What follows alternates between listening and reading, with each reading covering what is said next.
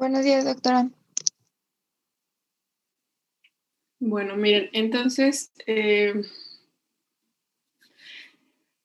vamos a empezar un poco por algunas definiciones que vamos a ocupar en epilepsia y en cuanto a la fisiopatología.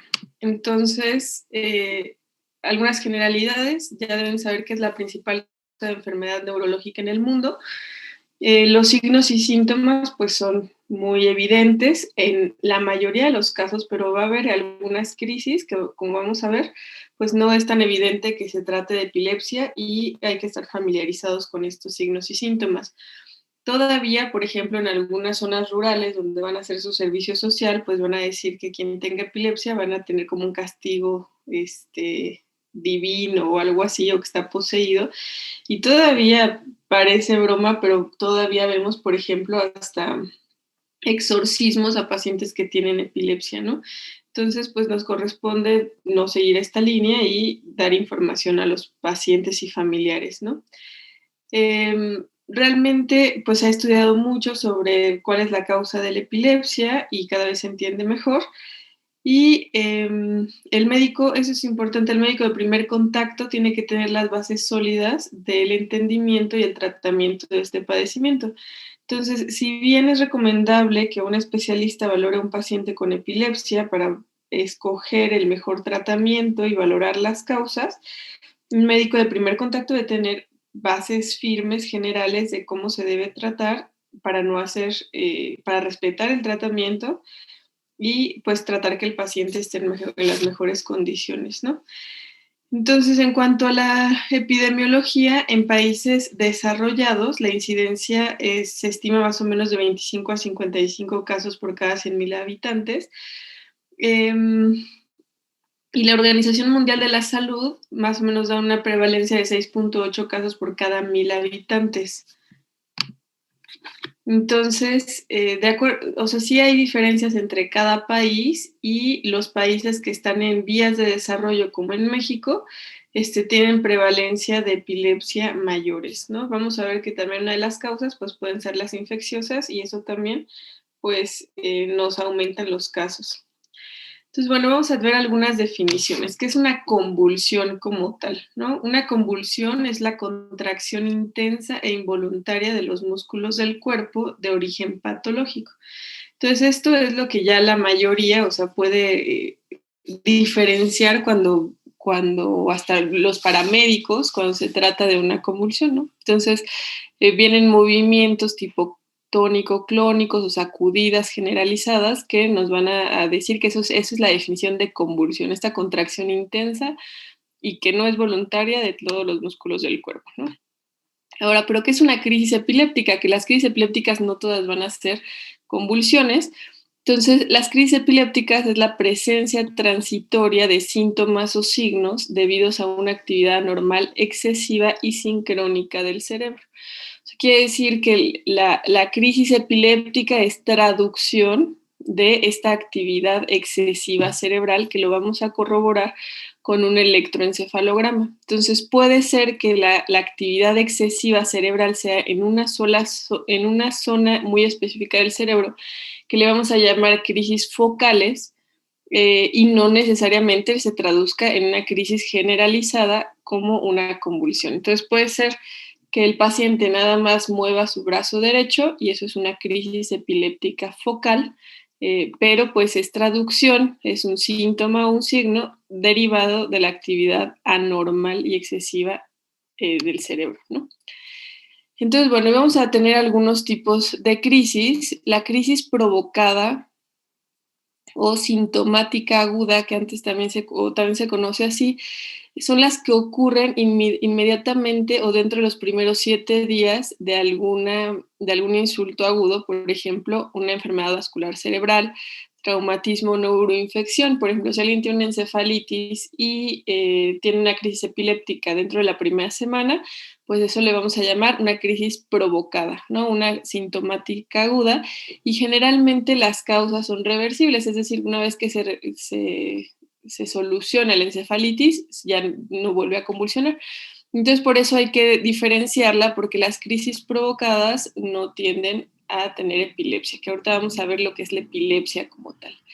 Y luego las crisis no provocadas es las que no tienen una causa aparente en la última semana y puede tener una causa remota temporal. Por ejemplo, que haya tenido un EBC o una lesión cerebral en, no sé, hace 5 años y que esta causa remota pues nos dé la crisis no provocada, ¿no? Y generalmente estas son causas no reversibles y aquí se incluyen las crisis epilépticas, ¿no? Entonces es importante diferenciarla porque para hacer el diagnóstico de epilepsia, pues van a ser crisis no provocadas. Las crisis provocadas, la sintomática aguda, eso no va a ser epilepsia, ¿no? Entonces, las crisis provocadas o sintomática aguda, entonces lo que decíamos es el resultado directo de una alteración, por ejemplo, tóxica o metabólica. Por ejemplo, si alguien tiene hiponatremia, puede presentar una crisis epiléptica, que es por actividad anormal, pero eso no hacerlo epiléptico. Ajá. O hipoxemia transitoria, por ejemplo, y ocurre dentro de la primera semana, ¿no? Puede ser trauma, neuroinfección o cualquiera. Por ejemplo, esta es una crisis provocada, una sintomática aguda. Bueno, el riesgo de recurrencia es a 10 años del 20%, no es tan alto y no son epilepsia, ¿no? Pero bueno, si es que recurran, pudiera, ¿cómo se llama? Considerarse el tratamiento antiepiléptico. Cuando son algunas causas no reversibles, por ejemplo, el infarto cerebral, aunque haya ocurrido en la primera semana, ¿no? Ahora, las crisis no provocadas, bueno, eso era lo que decíamos, que no tiene una causa que acabe de ocurrir en la última semana y aquí el riesgo de que recurran es muchísimo mayor, es mayor del 60% y estas sí son epilepsia, ¿no? Entonces, vean, esta es una crisis sintomática aguda. Entonces, traumatismo, presenta crisis epiléptica con posición tónica del brazo, desviación cefálica, y eso es por el traumatismo craneoencefálico. Y toda la mitad del cuerpo derecho se encuentra rígido, ¿no?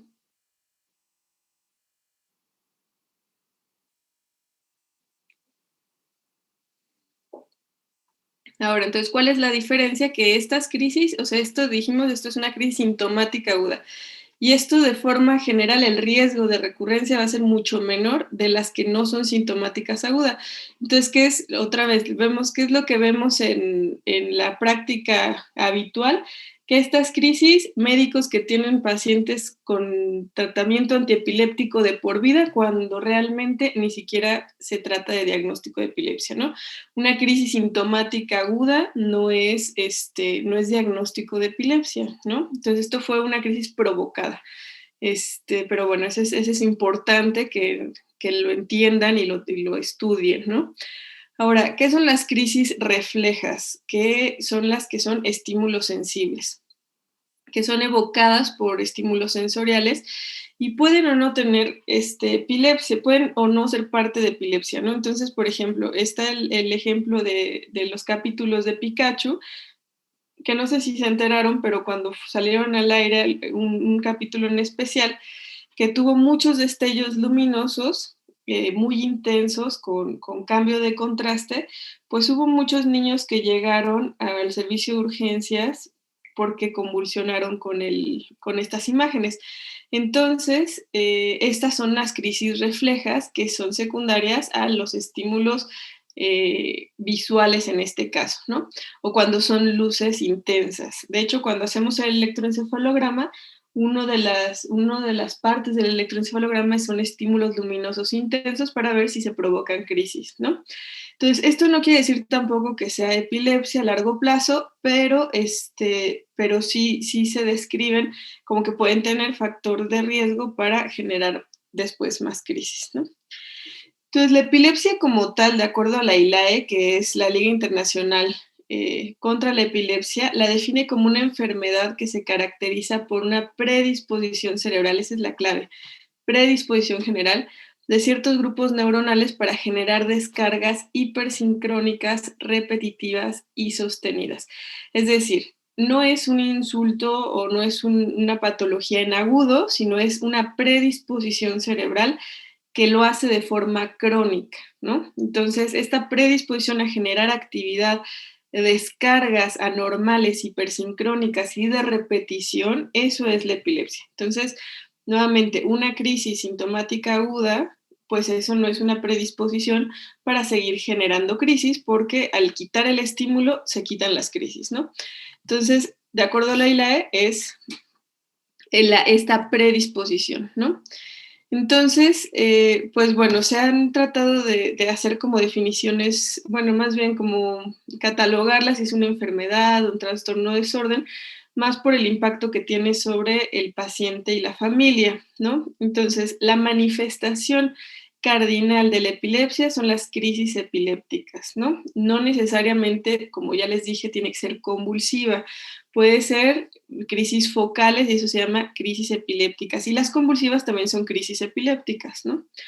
Entonces, y lo que necesitamos es demostrar que hay una tendencia cerebral a la persistencia y recurrencia de esta actividad hipersincrónica que va a predisponer a tener estas crisis de repetición, ¿no? Entonces, se hicieron estos criterios diagnósticos de definición operacional de la epilepsia. Si bien ya sabemos que es esta predisposición a generar más crisis, entonces tenemos que, se hicieron estas definiciones operacionales que, ok, ¿cómo demostramos que esta predisposición para que se vuelva un trastorno crónico? Y entonces eso es epilepsia como tal. Entonces, son estas definiciones, que sean 2 o más crisis no provocadas, es decir, que no ocurra dentro de la primera semana después de un episodio en agudo, o reflejas que ocurran con más de 24 horas de diferencia entre una y otra. Entonces, se van a necesitar 2 crisis no provocadas. Esto es un error que viene en el libro, en donde dice crisis provocadas, ¿no? Pero ahí está mal, son 2 crisis o más de crisis no provocadas. Después, el número 2 es crisis no provocada, o sea, puede ser que tenga solamente una crisis, pero que tenga un alto riesgo de recurrencia en los siguientes 10 años, y a esto nos referimos a un riesgo calculado de más del 60%. Entonces, por ejemplo, si tiene una crisis única mayor de un mes posterior a un EBC, ya sea isquémico hemorrágico, eso le da un factor de riesgo mayor al 60% de volver a tener crisis, y esto luego lo convierte en epilepsia, aunque solamente tenga una crisis. Entonces, si hay 2 crisis no provocadas, ya es muy claro el diagnóstico de epilepsia, pero si hay una crisis hay que estudiar al paciente. Entonces, por ejemplo, si tiene una crisis no provocada, pero tiene alteraciones en el electroencefalograma con actividad epiléptica, entonces esto también le da más riesgo del 60% para tener otra crisis, y esto también es definición de epilepsia. Y entonces existen múltiples causas y tenemos que estudiar al paciente. Y ahora, la última es el diagnóstico de un síndrome epiléptico, que como vamos a ver, pues van a ser signos y síntomas característicos de grupos de pacientes con características clínicas similares, con un electroencefalograma característico y estudios de imagen y etiologías también similar, ¿no? Entonces, si cumple criterios de un síndrome epiléptico, también es diagnóstico de epilepsia, como el síndrome de West, como el síndrome de Lennox-Gastaut, por ejemplo, ¿no? Entonces, esta es la definición operacional de epilepsia como tal. Ahora vamos a tener también la encefalopatía epiléptica, que es una situación en donde las descargas epilépticas van a ocasionar deterioro progresivo y funcional del cerebro, y produciendo, por ejemplo, alteraciones mentales, motrices y en el neurodesarrollo. Quiere decir que la actividad epiléptica va a ir haciendo que el paciente se deteriore, ¿no? Y el estado epiléptico, vamos a decir que es una condición que se caracteriza por crisis epiléptica, que se prolonga lo suficiente o de forma repetitiva, que es lo bastante breves como para producir una condición epiléptica duradera y constante. Y esto es un episodio en donde pone en riesgo la vida del paciente. Ahora, en cuanto a la fisiopatología, como decía en un inicio, se ha investigado mucho, se sigue investigando sobre qué es lo que sucede en la epilepsia, pero de forma general hay un desbalance entre la actividad excitatoria e inhibitoria de algunas redes neuronales. Entonces, esto va a resultar en que las funciones de redes neuronales existan, sea excesiva e hipersincrónica y oscilatoria y alteraciones en el procesamiento neuronal normal. Y que va a haber disrupción de otras redes neuronales, ¿no? Entonces, eh, este equilibrio entre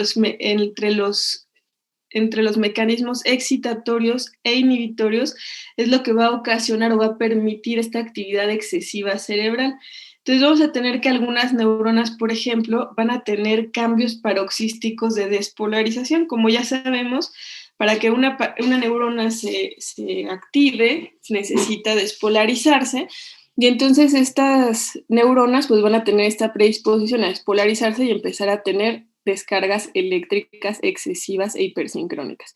Y de aquí que se vienen las manifestaciones clínicas de la epilepsia, ¿no?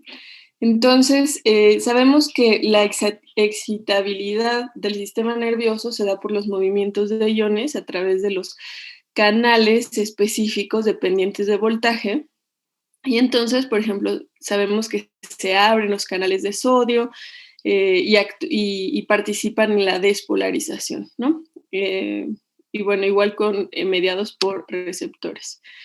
Y bueno, lo que les decía, se han demostrado que hay cambios en la conformación, por ejemplo, de estos canales de sodio y que de aquí la importancia de pues las primeras clases de ver la farmacología, que vamos a ver que hay más bien que vimos que hay antiepilépticos que actúan bloqueando estos canales de sodio, por ejemplo. Entonces, que eso nos explica de por qué funcionan como antiepilépticos como tal, ¿no? Y bueno, también se han encontrado cambios en la expresión de las unidades del receptor GABA, por ejemplo, que es inhibitorio, ¿no? Ahora, las causas más frecuentes y comunes encontradas en la epilepsia, pues va a ser, por ejemplo, neuroinfección. Recuerden que hay infecciones crónicas como neurocisticercosis, en donde es una causa que predispone a epilepsia y, bueno, que tiene muchos factores de riesgo para epilepsia. La enfermedad cerebrovascular, esto sobre todo en las crisis tardías, en personas mayores de 20 años, traumatismo craneoencefálico, el uso de alcohol, enfermedades neurodegenerativas, tumores cerebrales o algunas causas genéticas que eso lo vemos en gente joven, en niños, ¿no? Y también vamos a tener causas autoinmunes. ¿Ok?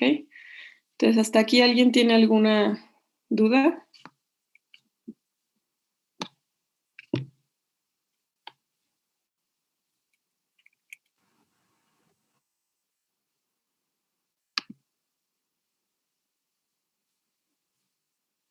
Ok, entonces...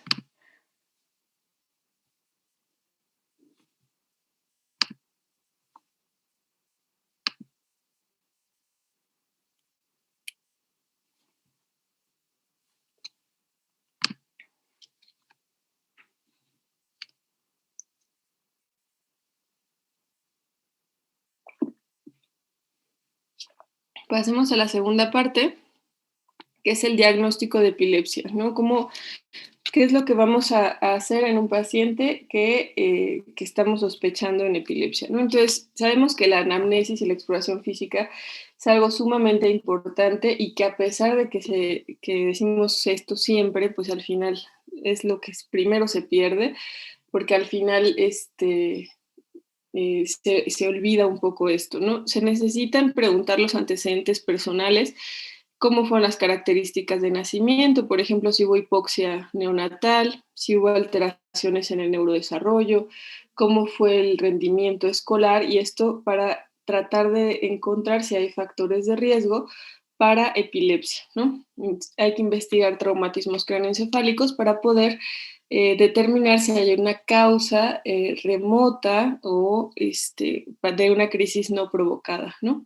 Si hubo antecedente de neuroinfección, alteraciones metabólicas importantes, o si hay antecedentes en la familia, por ejemplo, que tengan epilepsia, que esto también nos va a ayudar a decidir si a un paciente se le va a empezar tratamiento o no, de acuerdo a la definición operacional. Entonces, si hay si hay familia con epilepsia, también es otro factor de riesgo importante, ¿no?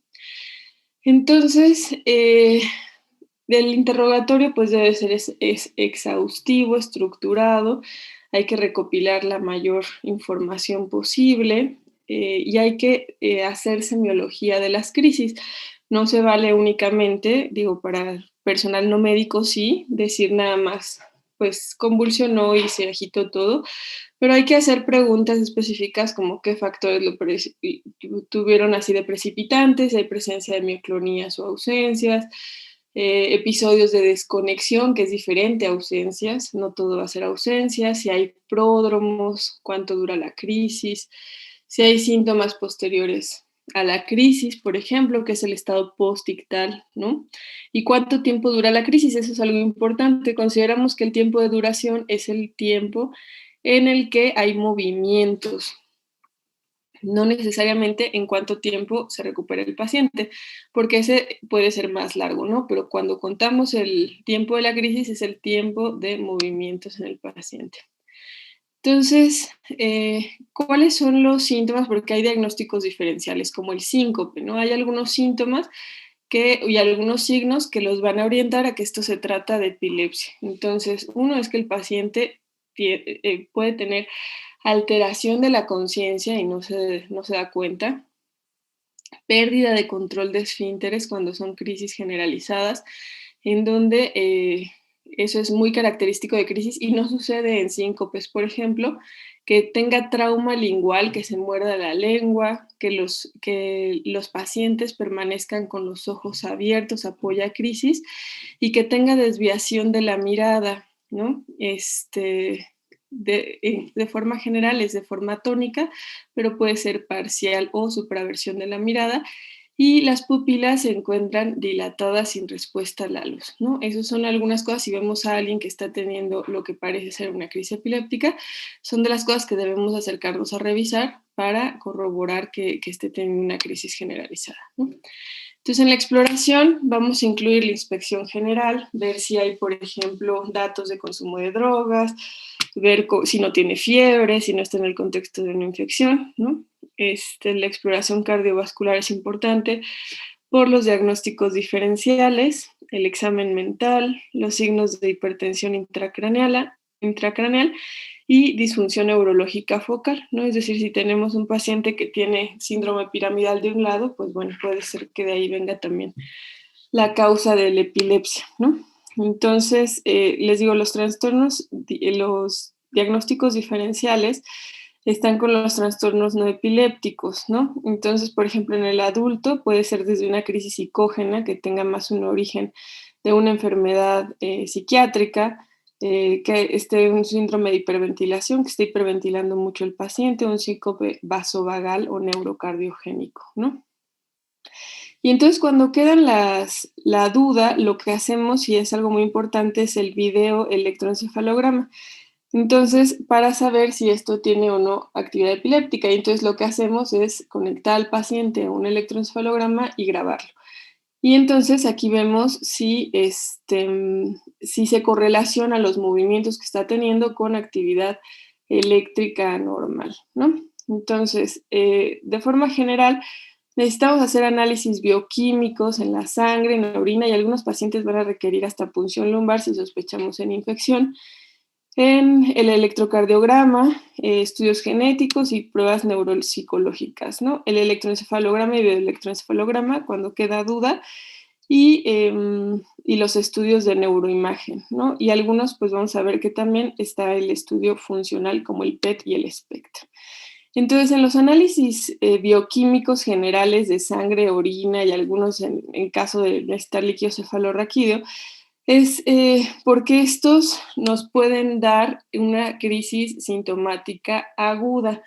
Entonces, esto, por ejemplo, los valores que se asocian es una creatinina más de 10. Si el paciente convulsiona, bueno, podemos decir que es secundario a los niveles de creatinina, el nitrógeno ureico más de 100, el sodio menos de 115, calcio menos de 5, el magnesio sérico menos de 0.8 y la glucosa menos de 35 o más de 450, puede hacer que convulsione el paciente y esto es una sintomática aguda, o sea, no necesariamente epilepsia a largo plazo, ¿no?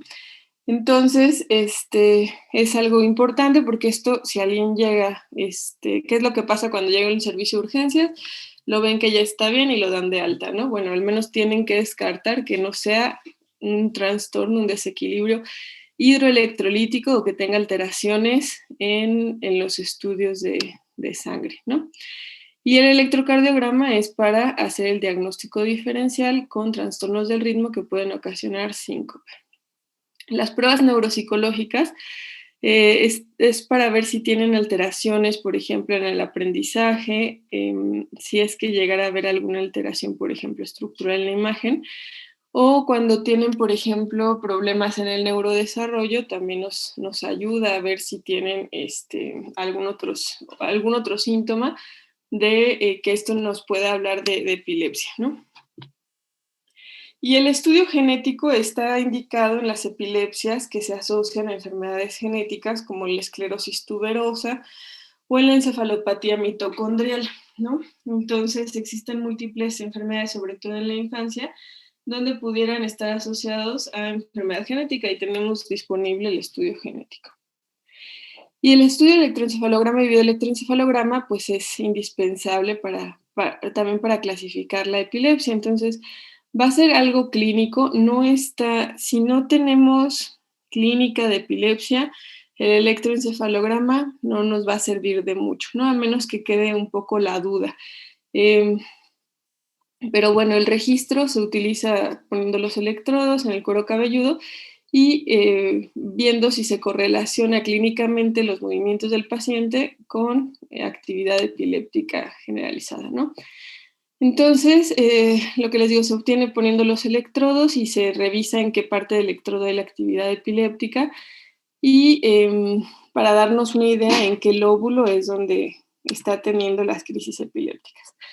Y entonces vamos a tener unas frecuencias básicas que lo normal es alfa, que va de 8 a 12 Hz, beta es un poco más rápida, de 13 a 30, gamma más de 30, teta, que ya son ondas más lentas, que va de 3.5 a 7 y delta de 0.5 a 3 Hz, ¿no? Esto es por el número de ondas que vemos por segundo. Y va a haber algunos grafoelementos que nos van a hablar sobre epilepsia, ¿no? Y estas son las espigas o puntas, las ondas agudas, las poliespigas o polipuntas y punta onda lenta es también es lo que nos habla de actividad epiléptica, ¿no? Entonces, por ejemplo, este es un electroencefalograma con actividad epiléptica generalizada. Vemos todos los canales. Vemos entre cada una de estas líneas hay un segundo. Aquí contamos cuántos grafoelementos hay para ver qué ritmo de base tiene. Y después viene esta actividad que es punta onda lenta generalizada porque afecta a todos los canales. Y esto ya nos habla de una actividad epiléptica generalizada, ¿no? Y esto lo correlacionamos con la clínica del paciente. Entonces, van aquí, por ejemplo, es otro ejemplo de actividad epiléptica generalizada, en donde todo va la actividad. Esto es un segundo, vemos cuántos grafoelementos hay aquí, y vemos que de forma general empieza con actividad epiléptica. A veces las focales empiezan en una zona y después se generalizan, pero cuando empieza de forma general, pues decimos que es actividad epiléptica generalizada. O puede ser actividad focal, nada más con actividad epiléptica en alguna zona específica del cerebro, ¿no? Y bueno, igual que en esta parte. Ahora, en el estado de epiléptico es importante utilizarlo, el electroencefalograma, porque no todo el estado epiléptico va a ser convulsivo, entonces puede ser que tengamos actividad epiléptica constante sin convulsiones, ¿no? O sea, decimos que las convulsiones son contracciones generalizadas, pero puede ser que tenga actividad epiléptica constante o residual y que el paciente ya no tenga ningún movimiento. Entonces el videoelectroencefalograma es esto, se coloca los electrodos en el paciente, se hace un video y se está correlacionando el momento en que el paciente tiene alteración del estado de despierto con los cambios en el electroencefalograma, ¿no? Y esto es pues, lo que nos permite confirmar que el diagnóstico es epilepsia como tal, si queda duda, ¿no? Si no queda duda, no es necesario hacer el video electroencefalograma. Se puede hacer monitoreo prolongado. Normalmente un electroencefalograma dura unos 30 minutos, entonces es una sola fotografía de la actividad cerebral. Si se sigue sospechando en epilepsia, pues se puede hacer durante más tiempo, ¿no? Y ahora los estudios de imagen, la tomografía y la resonancia magnética ya se han incorporado a la ILAE, sobre todo más bien la resonancia magnética, para definir las etiologías estructurales, ¿no? Entonces, nos va a dar más detalle la resonancia que la tomografía, ¿no?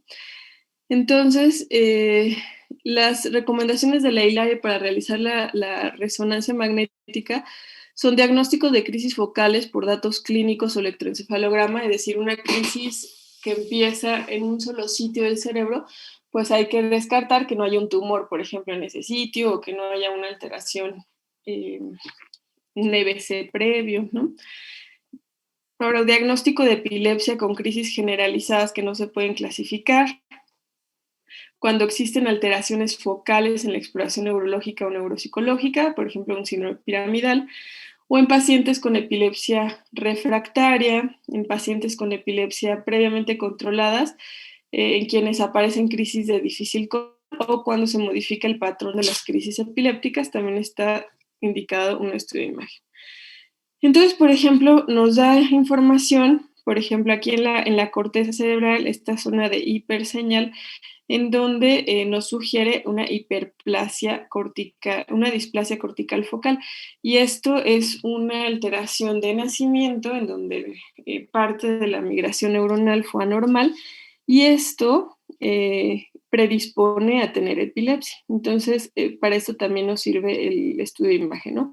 No solamente para causas muy evidentes como un tumor o un infarto, pero también para alteraciones congénitas del neurodesarrollo, ¿no? Por ejemplo, aquí también se ve la displasia cortical izquierda, en donde vemos la hiperseñal y diferencias entre la sustancia gris y blanca, ¿no?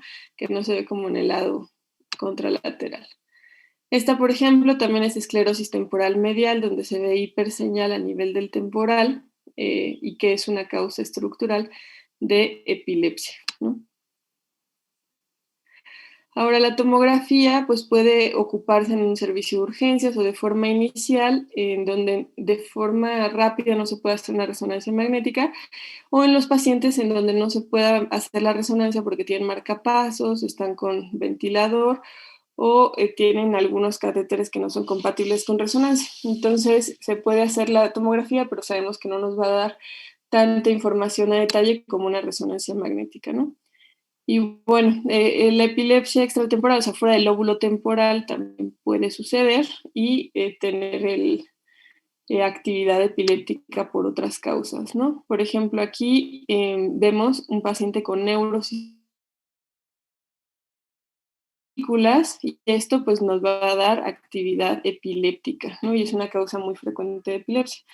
Entonces también nos permite ver, por ejemplo, esto en la tomografía, claro, más detalle en la resonancia magnética, ¿no? Y los estudios, por ejemplo, el PET y el SPECT, eh, que son, o sea, que se utilizan para evaluación sobre todo prequirúrgica.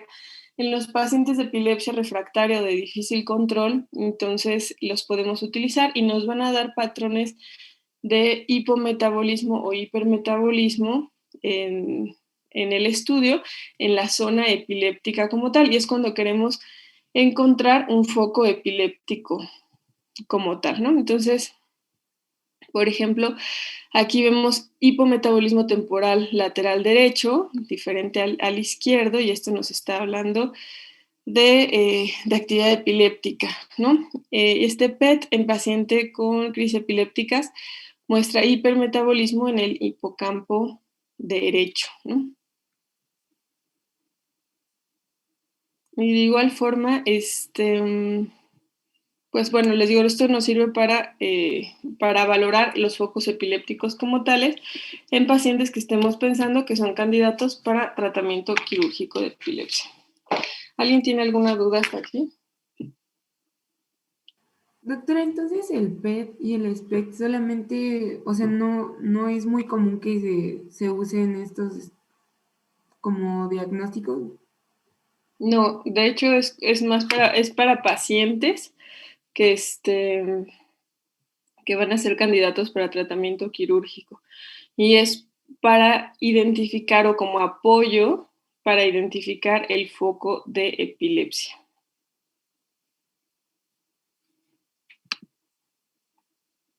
Ok, ¿alguien más tiene alguna pregunta? Doctora, durante el tiempo que se hace el electroencefalograma, ¿se le hace algún tipo de estímulo al paciente para desencadenar las crisis o solo se deja por los 30 minutos? No, se empieza y primero los estímulos que se hacen de forma rutinaria es que se deja la forma basal del paciente, después se le pide hiperventilación porque hay crisis que aumentan con la hiperventilación, que respire profundo y rápido varias veces, y la otra es la fotoestimulación, que es con destellos luminosos intensos. Esa es la forma rutinaria que se hace de 30 minutos, entonces no siempre en 30 minutos logramos desencadenar actividad epiléptica y eso no descarta la epilepsia, ¿no? Entonces es mucho el diagnóstico clínico y los electroencefalogramas pues se pueden repetir y es una fotografía. A lo mejor en una no encuentran actividad epiléptica, pero lo encuentran en el siguiente, ¿no? ¿Alguien más tiene alguna duda?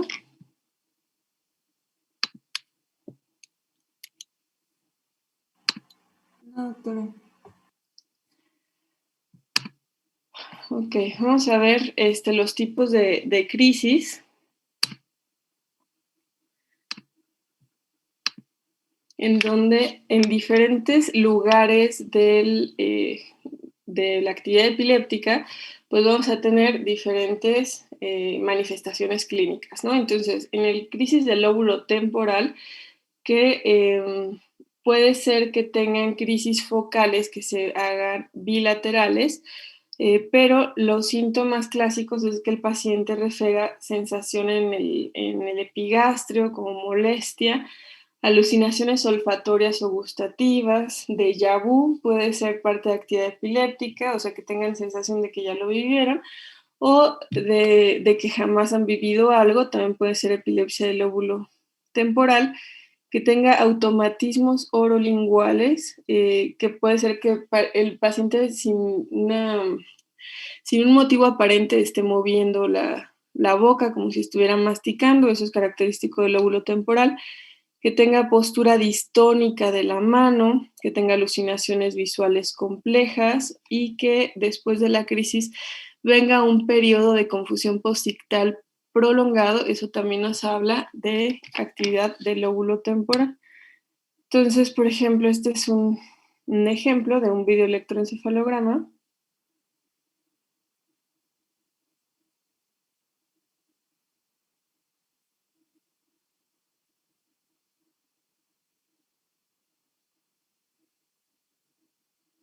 donde empieza con automatismos orolinguales y se traduce en actividad epiléptica. Entonces aquí no es una actividad convulsiva generalizada, pero sí empieza focal.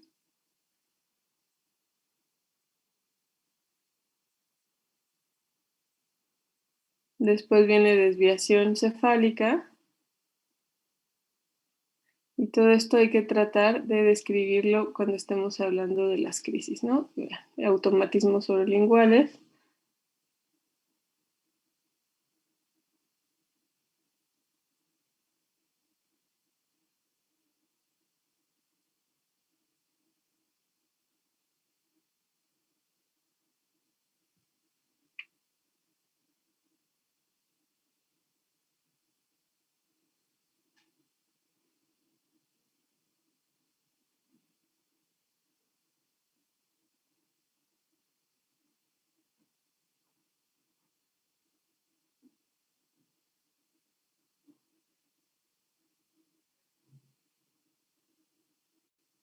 Aquí también tiene, por ejemplo, automatismos con las manos, que son movimientos no propositivos, y acá también.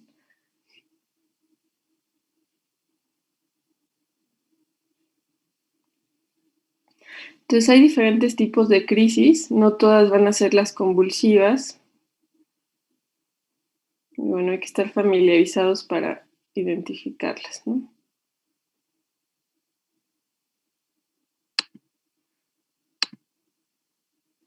Ahora, las crisis del lóbulo temporal, perdón, del lóbulo frontal pueden evolucionar también a que sean bilaterales. Y aquí lo característico son movimientos versivos de la cabeza con una desviación tónica de la cabeza como tal, manifestaciones motoras prominentes principalmente de las piernas. Recuerden que aquí está la corteza motora. Y las crisis son más cortas que las del lóbulo temporal, con un periodo posictal muy breve. Entonces, vean, por ejemplo, estos movimientos clónicos de la pierna y del brazo y de la cara, ¿no? Esto nos habla de epilepsia del lóbulo frontal. O sea, haciendo una buena anamnesis y describiendo bien las crisis, les puede orientar hacia qué lóbulo está afectado.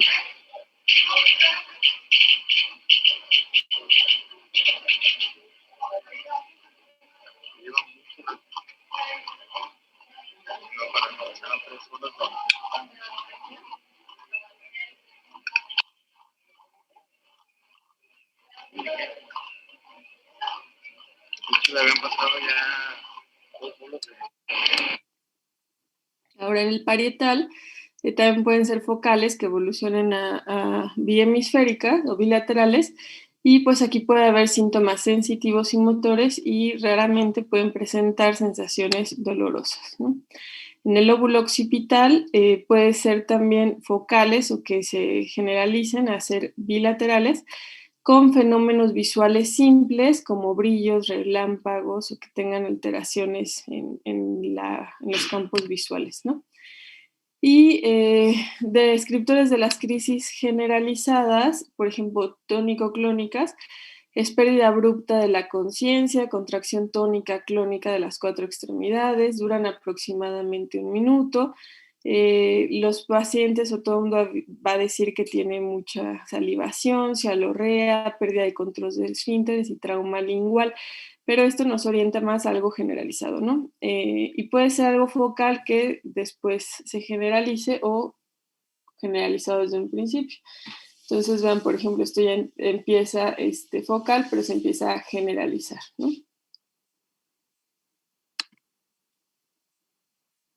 Ahora, las crisis clónicas son contracciones cortas y repetidas de varios grupos musculares. Entonces, vean, esto, por ejemplo, es un ejemplo de crisis clónicas. No hay la fase tónica y nada más está, ¿cómo se llama? Con estos movimientos repetitivos, ¿no? Ahora, las crisis tónicas, que son contracciones musculares sostenidas con alteración de la conciencia.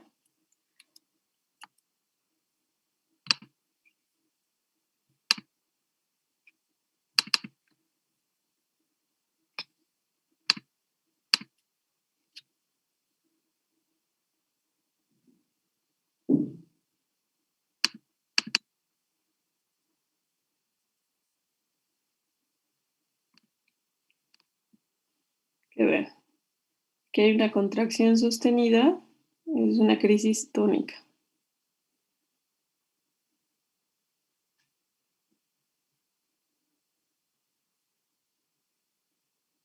Y con actividad en el electroencefalograma, ¿no? Ya después puede venir la parte clónica. Y luego las crisis atónicas, que son disminución o pérdida del tono postural. Y sí pueden ser focales nada más con caída de la cabeza, por ejemplo, o puede ser generalizada, ¿no? Entonces,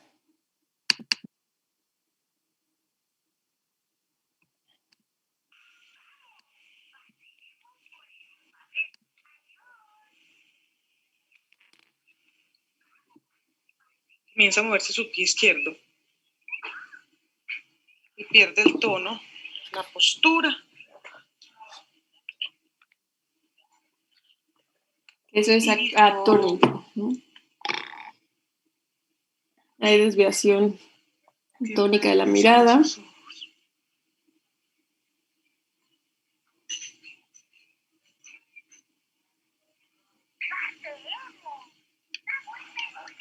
Y eso entonces vemos que no es una convulsión, ¿no? Pero sí es una crisis epiléptica, es una crisis atónica. Entonces no todo va a ser convulsión con movimientos generalizados, ¿no? Pero es una crisis epiléptica. ¿Y fue cuando comenzó a mover el pie izquierdo? Hijo, vamos, Pipe.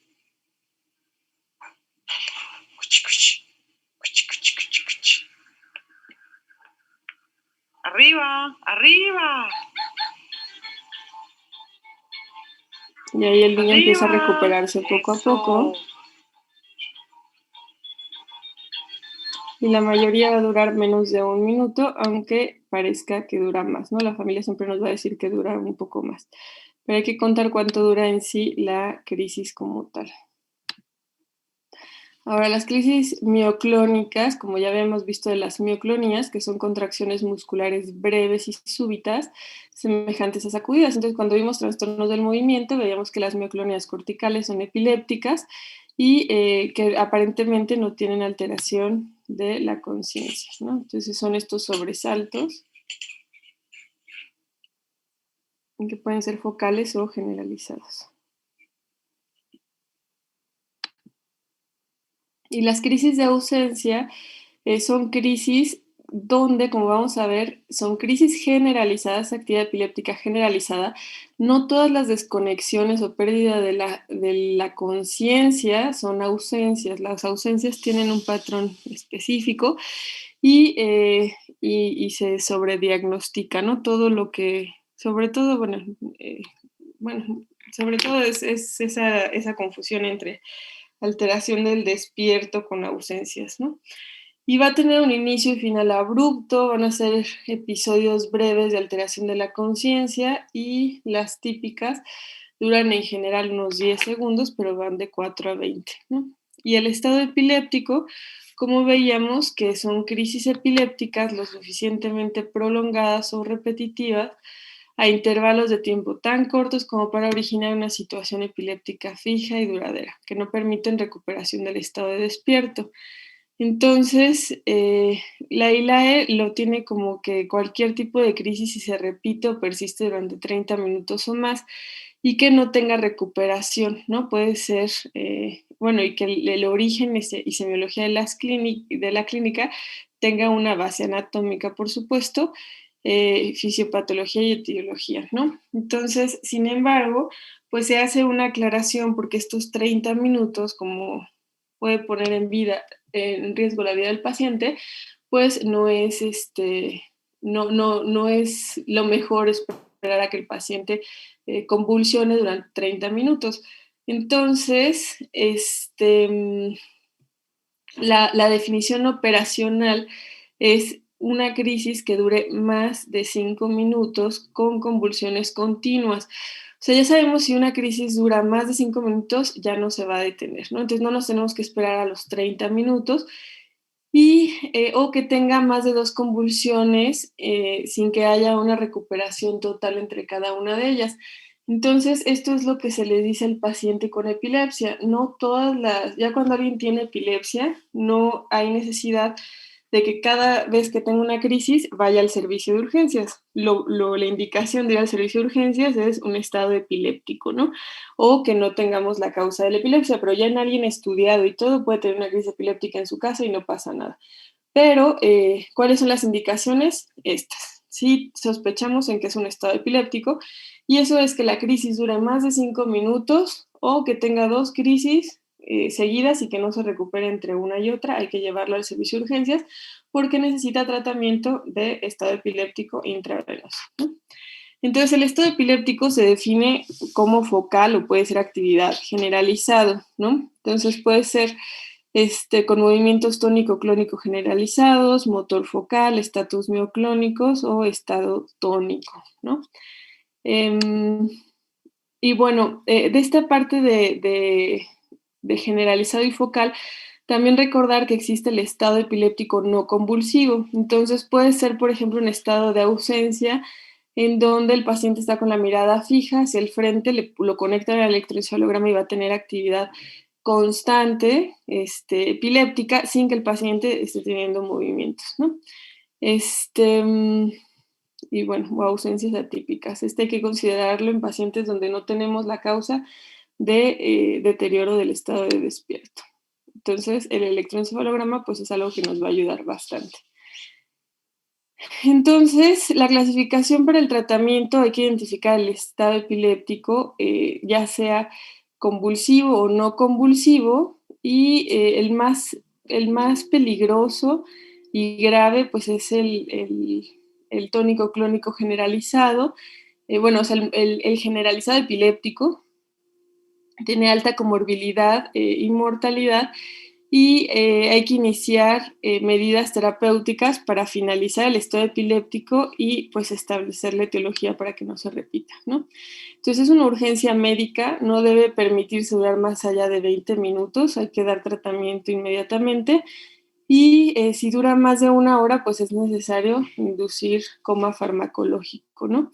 El tratamiento comienza con medidas básicas, posteriormente dar tratamiento antiepiléptico para frenar este estado epiléptico constante. Entonces, bueno, después de una primera crisis, como acabamos de ver en la definición operacional, epilepsia como tal es más de 2 crisis o una crisis con factores de riesgo más del 60% para generar otra nueva crisis. Entonces, después de una crisis tenemos que identificar factores de riesgo en un paciente para ver si cumple criterios de epilepsia, ¿no? Entonces, después de una primera crisis que va a llegarles al servicio de urgencias, a su consultorio, pues hay que primero descartar crisis provocadas, ¿no? Como un traumatismo craneoencefálico, si tiene, por ejemplo, un hematoma subdural, que sea un paciente que venga de un accidente automovilístico, bueno, pues ahí no hay que pensarle mucho, pero hay que investigar causas provocadas, ¿no? Y bueno, y los laboratorios generales, como habíamos visto. Entonces, los factores es que tengan una lesión cerebral previa. Esto lo vemos en un estudio de imagen. A todos los pacientes hay que hacerle estudio de imagen, un electroencefalograma, a ver si tiene anormalidades epilépticas, que es otro factor de riesgo. Bueno, anormalidades significativas en el estudio de imagen, o que la crisis convulsiva haya sido durante la noche, el paciente dormido también es un factor de riesgo importante. Entonces, si tiene uno de estos, a todo paciente que llegue con una primera crisis, le tienen que hacer laboratorios que incluyan los que ya vimos, electrolitos séricos, pruebas de función hepática, química sanguínea completa, ¿no? Ver que no tenga una infección. A todos hacerle estudio de imagen y a todos hacerle electroencefalograma. Si vemos que tiene alteraciones en alguno de estos, el riesgo de tener una segunda crisis es alto, y esto por definición es epilepsia. Y entonces se inicia tratamiento antiepiléptico. Si tenemos un paciente que tiene una crisis única y todo está normal, entonces eso no es epilepsia, porque tenemos que esperar a que tenga una segunda crisis. Y el riesgo de que tenga una segunda crisis es muy bajo. Y bueno, lo que les acabo de decir de lo que se debe considerar después de una crisis. Y la decisión de iniciar o no medicamento es de acuerdo a los factores de riesgo que encontremos y la actividad del paciente, ¿no? Bueno, ¿hasta aquí alguien tiene alguna duda?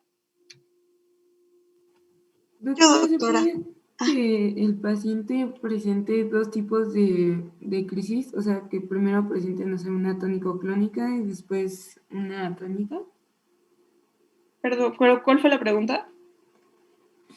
Que si se puede que un paciente esté presentando 2 tipos de crisis o siempre va a ser una misma. No, puede presentar el número que quieras, o sea, puede presentar tónico-clónica generalizada, puede presentar una tónica focal, puede presentar ausencias, hay pacientes que tienen múltiples tipos de crisis, y como vamos a ver en algunos síndromes epilépticos, realmente hay pacientes que tienen múltiples tipos de crisis y epilepsia generalizada y focal mezclada, ¿no? Pero hay que ser descriptivos nada más. ¿Alguien tiene alguna otra duda?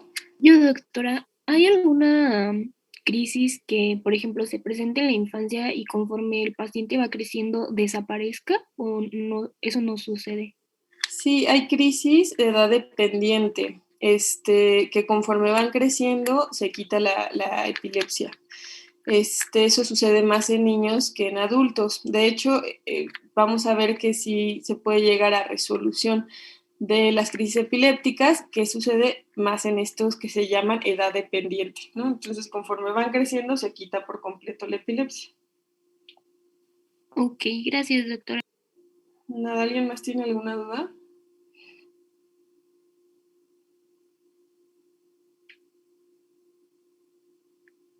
Bueno, chicos, los veo entonces para seguir con epilepsia el día jueves, ¿vale?